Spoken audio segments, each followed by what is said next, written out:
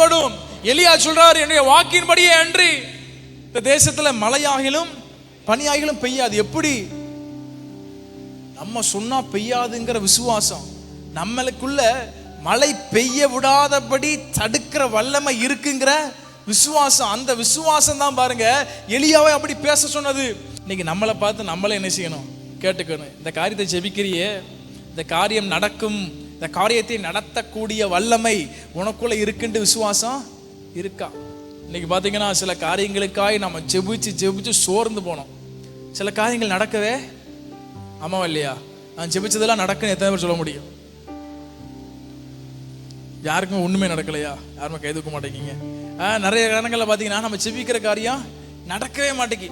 எவ்வளவு போராடி ஜெபிச்சாலும் நடக்க மாட்டேங்கி.